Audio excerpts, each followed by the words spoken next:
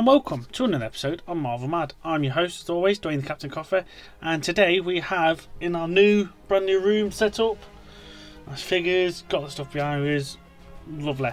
We are going to be talking about the season 2 and of What If. So we have a review of it to discuss what went on down on it, what was good about it, what was bad about it, in my opinion, and just highly recommend to go and see it, sort of thing. So right, spoilers again. All of a sudden, we'll make sure we have a spoiler warning. Just say it. We'll be talking about what stuff in the episode and everything like that sort of thing. But myself, I absolutely adored it. There was a couple of episodes that I wasn't too fussed about. We'll talk about that as we go along, sort of thing. Anyway, but story-wise, animation-wise, as always, it's just fantastic how they've merge into it. Like there was a bit in, I think, the last episode where you have the normal Avengers like banner coming through and you have all the different characters, where they do it with all the different ones of the like Guardians of the Multiverse, and you have all them ones, so the different characters in the first series as well as the second series. So you have that like coming in and it just looked really, really good. But animation wise, story wise, really, really good in that lot. So we'll get crack on with it. It was really nice to see the different takes on things as well, and that sort of things. Like throughout all this, you've got the Guardians of the Galaxy Volume 2 with Ego, obviously. So what if Quill attacked Earth instead of like going against his dad? You've got the end of Avengers, the first Avengers, where Iron Man's falling through the portal. So obviously in the film he falls through, but in this he misses and actually ends up on Sakaar. So you've got the mashup there between the first Avengers film as well as Thor Ragnarok. So him being on Sakaar, seeing the Grandmaster, as well as Valkyrie and Gamora in this one as well. You've got the Captain America Winter Soldier. That's been redone as the Hydra Stomper instead of obviously the Winter Soldier sort of thing from the first series. So there's a nice little connection there. Pardon me. And then you've got literally the first 3 Thor films mashed up into one episode with Hela, and seeing her like redemption arc from being the goddess of death, goddess of death, I think she is, to like being a redeemer sort of thing, and like redeeming herself and proving she's worthy and stuff like that sort of thing. Also throwing in there a bit of Shang-Chi as well, sort of thing. So the episode's like, what if she finds the 10 rings? So that was really nice sort of thing. Apart from like a few of the main people you'd think, so Chris Evans doesn't come back to voice Captain America, obviously, and Robert Downey Jr. doesn't come back to voice Iron Man, which you wouldn't expect anyway, with how big them two are. I can't really see them doing a animated series like that. But a lot of the others come back, like Taika Waititi, he comes back as himself. You've got what's it called? You've got Happy Hogan. You've got Scarlett Johansson. You've got Hulk, Mark Ruffalo, a load of the others. They're all come back as the same people and voice the same characters, which is quite nice to see. And yes, it was just really, really good hearing them voicing again, sort of thing. One of our favourite episodes is the take on 1602. The comic book series is absolutely fantastic to go and read, sort of thing. It's like literally like all the heroes, like like Nick Fury and stuff like that, have gone like back to the olden times, sort of thing. It's well worth a read, and how they take it, how their adaptation is onto this, really, really good. So it's well worth, especially watching that episode, but really going to try and find the comic book series out as well, because I absolutely adored it, sort of thing.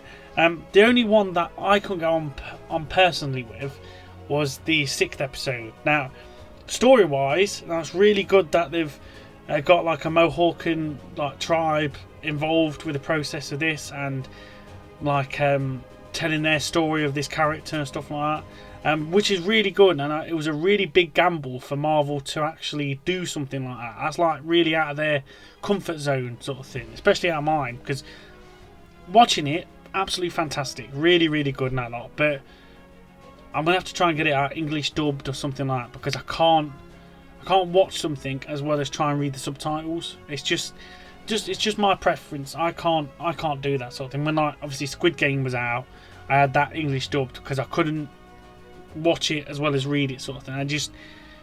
I'm not that clever. I can't do it. But let's see, action-wise, story-wise, the presentation of it all looked absolutely fantastic. And the little message at the end, say thank you for working on the project with Marvel and stuff like that. That was a really nice touch, and I thought that was absolutely fantastic. But for myself, I just couldn't get along with that sort of thing. I'm going to have to see if I can get it English dubbed and I can rewatch it like that sort of thing. But myself, I just couldn't get along with it. It just wasn't my cup of tea, my thing. But again, fair play to Marvel to stepping out of their comfort zone to do something like that. So I can't fault them at all. It was really, really good.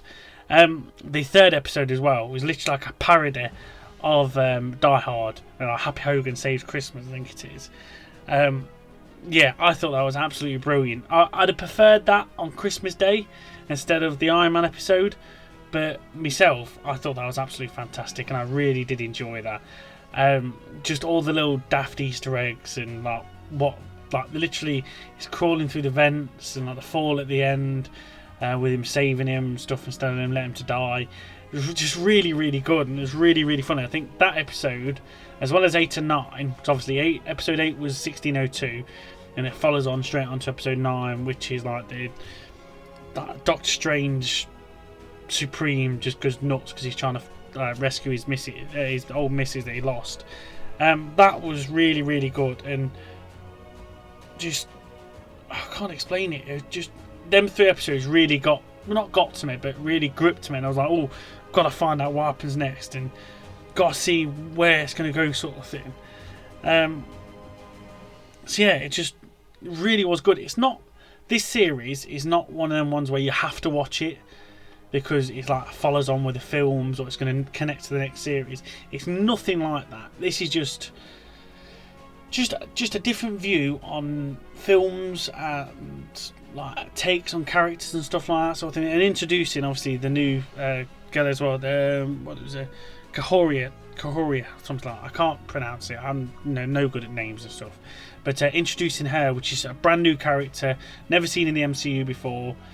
So introducing her like that, and it was just really good.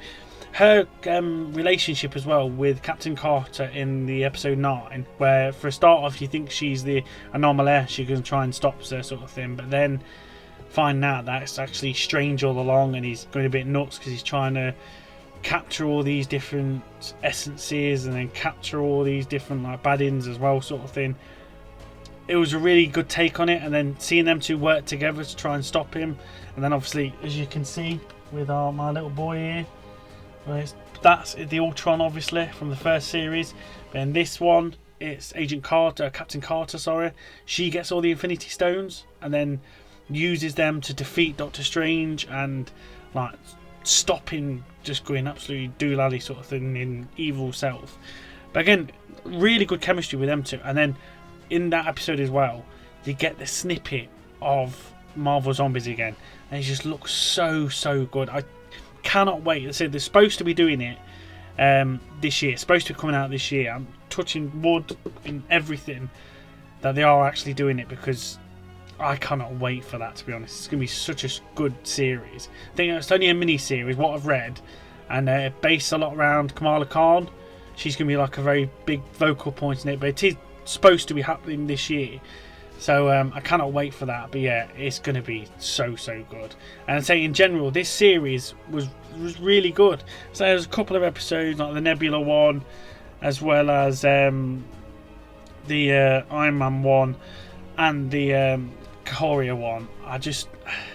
There was good stories and good different takes on it, but it didn't really grip me, and I'll just be like, okay, yeah, I'm not going to rush back to go and watch them. But the others, especially like 3, 8 and 9, I'd gladly go and watch them again, because it is a really good series.